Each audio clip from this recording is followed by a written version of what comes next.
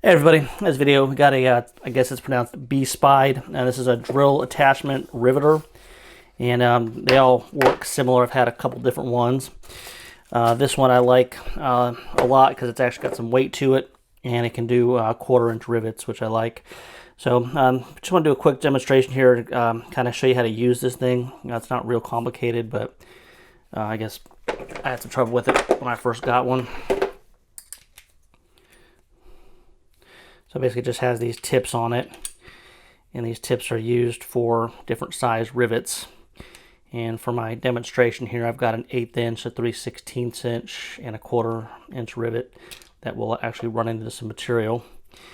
Now, how this thing actually works, got the tip off. So you see that's a little, like I guess you call it like a jaw that actually will hold the rivet.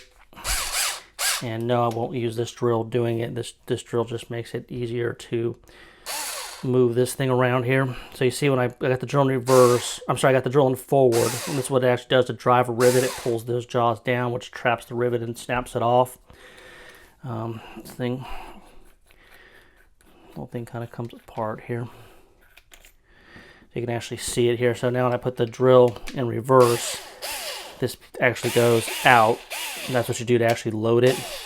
And if you try to put a new tip on, it won't go on. You just put the drill in forward, hold it so it can't spin. You just kind of back it down.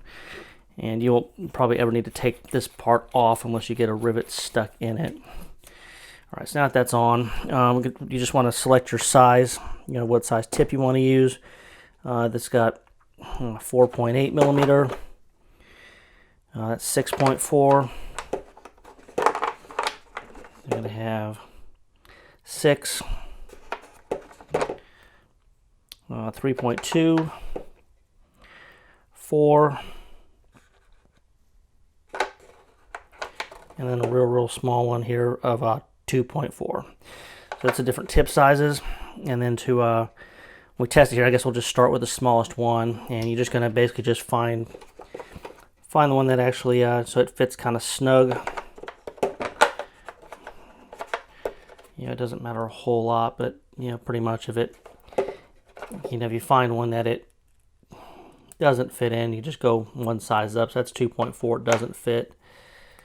So we'll just bump up to 4 here. Actually, there's 3.2. I think 3.2 is what I'd actually want to use.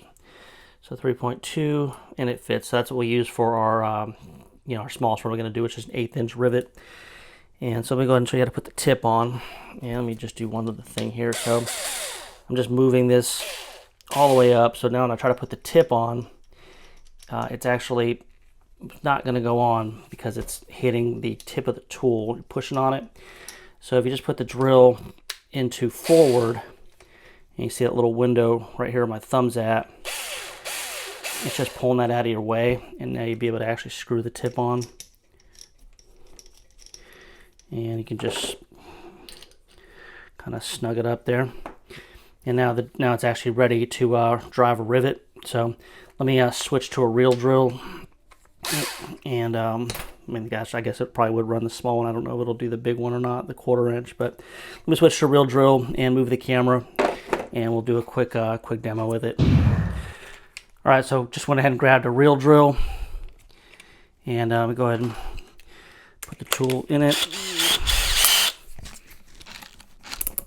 All right, and we'll go smaller to larger here. So the smallest rivet we're doing here is an 1/8 inch, and we got the 3.2 millimeter tip on it. And put the drill in reverse here, so I can get the jaws all the way to the front of it. So I can actually seat this in the jaw.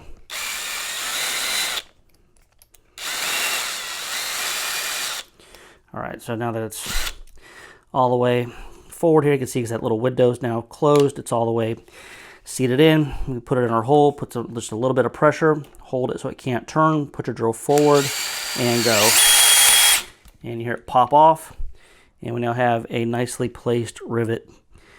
And if you want to see rivets being taken out, I'll put a video on the top corner if you want to see rivets being removed. And now the coolest part about this too is ejecting the used rivet. Put the drill in reverse. back to zoom out a little bit here. So with it in reverse, it just pushes your spent stem out. All right, so now I'm going to go ahead and switch to a different size tip, and we'll do the next two here. All right, so now I've switched to a 4.8 millimeter tip, and we'll go ahead and we'll drive a 3/16 rivet into this hole right there. So I'm going to put our rivet in, put the drill in reverse.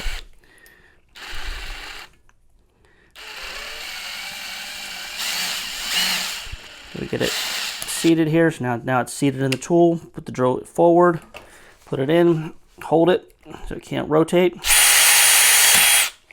and hear the pop, and we got another perfectly seated rivet. And then we'll go ahead and we'll just eject our stem out of here.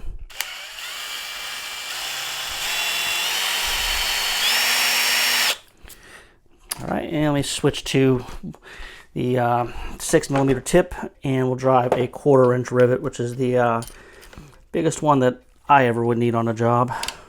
All right, so there's a 1/4 inch rivet, and I'm going to put it in that hole there. And this is the one a lot of the hand riveters can't even do 1/4 inch, but if you ever try to do it with a hand riveter, not real easy. So this one will do the same process here. We're going to put it in the tool and put the drill in reverse.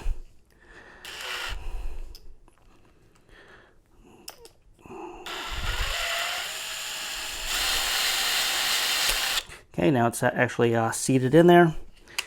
And we'll put it forward. And these bigger ones, hang on to your drill here, because when it catches, you don't want to have the drill whip around and hit you in the chin or something. But now we got it in, we're going forward, and we're going to seat this last rivet. And perfect. Then we'll go ahead and eject the stem.